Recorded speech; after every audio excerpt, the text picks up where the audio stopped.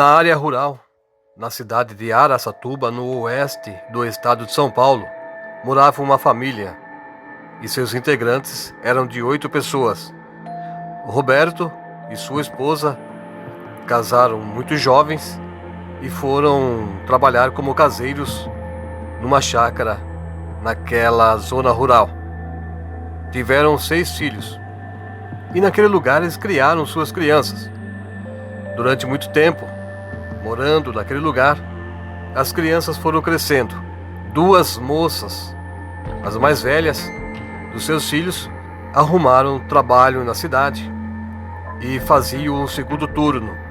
O Roberto, todas as noites, saía da sua casa, antes das 10 horas da noite, andava por uma rua escura e a pouco mais de 1 quilômetro da casa onde ele morava, existia um ponto de ônibus, onde as filhas dele desembarcavam. Roberto ficava ali esperando até que as moças chegassem do seu trabalho e depois seguiam juntos de volta para o lugar onde eles moravam. A rua era completamente escura, cercada de um lado por um grande cafezal e do outro um canavial. A rua somente ficava iluminada, aquela estradinha de terra. Havia iluminação somente quando existia lua cheia no céu. Roberto sempre se dizia um homem destemido, corajoso, que não tinha medo de nada. As pessoas até brincavam com ele: Roberto, toma cuidado. Qualquer dia você vai encontrar com algo desagradável, algo que vai te deixar muito assustado e vai te fazer arrepender das coisas que você fala, das suas brincadeiras sobre os acontecimentos sobrenaturais. Roberto ouvia aquelas coisas e dava risada.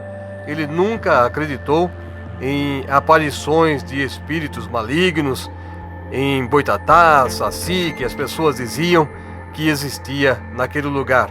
Certa vez um amigo dele disse que ao andar sozinho numa estradinha de terra, ele ouviu alguém chamando o nome dele. Ele olhou para trás para saber quem era e no momento que ele se virou, ele levou um tapa na cara. Até hoje, ele não soube dizer o que exatamente causou aquela agressão que ele sofreu naquele lugar. Ele não viu ninguém, somente sentiu o peso do tapa no seu rosto. O Roberto ouviu a história e dava risada, e dizia: mas se isso acontecer comigo, se alguém me der um tapa na cara, eu enfrento, seja o que for, e lhe dou 2 tapas na cara. A cada tapa que eu levo, eu darei 2 no espírito, no demônio, e faço ele voltar para o inferno de onde ele veio. Quem ouvia aquelas palavras ficava temendo que algo ruim acontecesse com o Roberto. Aconselhava ele novamente para que não duvidasse, mas eram palavras jogadas ao vento. Roberto nunca levou a sério aqueles comentários. Numa certa noite, logo após o jantar, os cachorros lá da chácara começaram a latir e faziam uma grande algazarra. Já estavam incomodando os moradores daquela casa.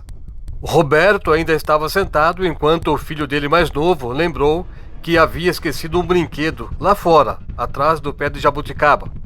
Ele saiu lá da cozinha, foi até a porta da sala, abriu e foi em busca do seu brinquedo. Em poucos minutos, aquele garoto voltou gritando, voltou chorando, nos berros, desesperado, dizendo que havia um homem muito feio, esquisito, escondido atrás do pé de jabuticaba. E que aquele homem, usando roupa escura, parecia que estava usando um vestido de mulher, só que bem escuro. E o que deixou o garoto muito assustado é que o homem não tinha pés, ele estava parado no ar. Roberto, quando ouviu aquela história contada pelo seu filho, resmungou, bravo, dizendo que a esposa era culpada de ficar contando histórias de assombração e aquilo estava assustando o seu garoto. Roberto saiu e foi até o pé de jabuticaba para verificar o que estava acontecendo. Ao chegar naquele lugar, ele encontrou os cachorros uivando ao redor daquela árvore. Roberto ficou procurando, mas não viu absolutamente nada. Ele olhou sobre os galhos da jabuticabeira mas não havia ninguém lá em cima. Os cachorros continuavam uivando, alguns chorando, outros corriam ao redor, latindo. Roberto achou estranho a atitude daqueles animais, mas voltou para a sua casa depois de verificar que não havia ninguém parado ali perto daquele lugar onde ele estava. Ao entrar na casa, Roberto disse que não havia nada lá fora e que o seu garoto talvez tenha imaginado alguma coisa. Ele sentiu medo e, por ficar com lembranças, recordações das histórias que a mãe e os avós contavam para ele, ele acabou imaginando que existia realmente um espírito escuro, escondido lá fora, e por isso os cachorros estavam latindo. Daí a mulher do Roberto perguntou a ele: então explica-me por que os cachorros estão latindo tanto? Então Roberto respondeu que talvez os cachorros tivessem visto alguma raposa ou qualquer outro bicho passando por ali, e aquilo deixou os cachorros irritados. Mas na verdade o Roberto sabia que não existia nada lá fora além dos cachorros. Ele procurou ao redor, não viu nada, nenhum bicho, nenhuma raposa. Então o que seria? O que estaria causando aquela perturbação aos cachorros que não paravam de latir? Ele não sabia, mas daquela noite em diante ele ficou um pouco incomodado, mas não comentou com a sua esposa para que ela não achasse que ele já estava começando a acreditar em assombrações. Após aquela noite, nada mais perturbador aconteceu naquela casa. Alguns meses depois daquele acontecimento, Roberto saiu novamente da sua casa após o escurecer e foi pela rua de terra até o ponto de ônibus onde ele deveria esperar as duas filhas mais velhas que chegariam do trabalho. Naquela noite ele saiu um pouco mais cedo. No caminho ele encontrou um conhecido e aquele homem o convidou para ir até a casa dele para poder tomar um café. Roberto olhou no relógio e viu que estava com tempo de sobra, então ele aceitou o convite, foi até a casa do amigo dele. Chegando lá, conversa vai, conversa vem, o tempo foi passando e em poucos minutos depois, Roberto ouviu o som do motor de um ônibus passando ali perto. Naquele momento, Roberto lembrou-se das duas filhas que chegariam com aquele ônibus que acabou de passar ali.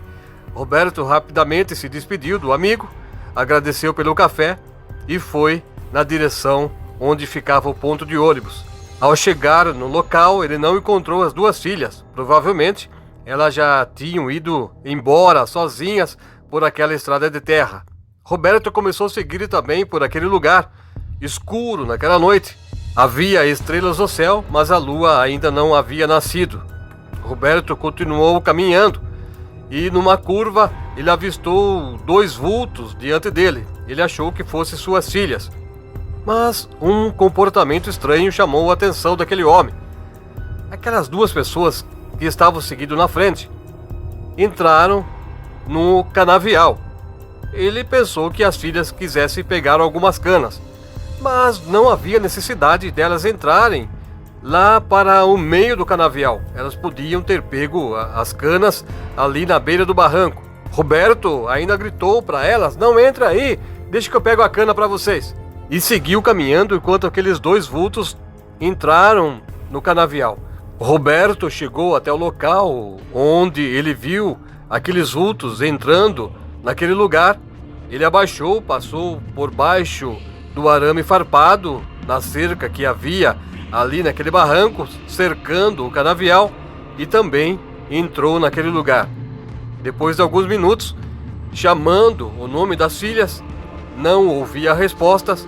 Roberto decidiu sair. Talvez ele tivesse se enganado, pois poderia ser algumas outras pessoas que entraram naquele lugar e as filhas dele talvez já tivessem ido embora sozinhas.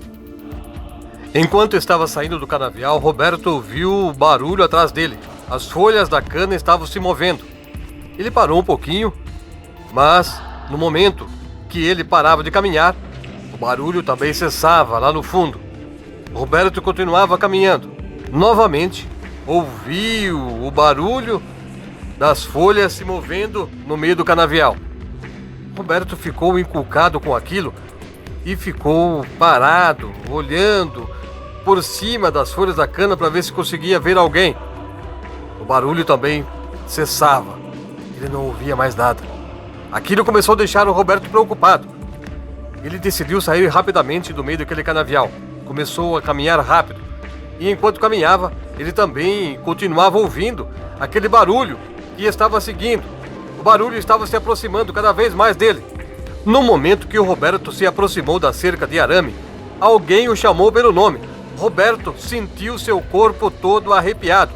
Ele parou de caminhar, olhou para trás e no momento que ele se virou, ele levou um tapa na cara que o fez rodar no chão. Ele gritou, querendo saber quem estava ali. Quem é você? Quem é você?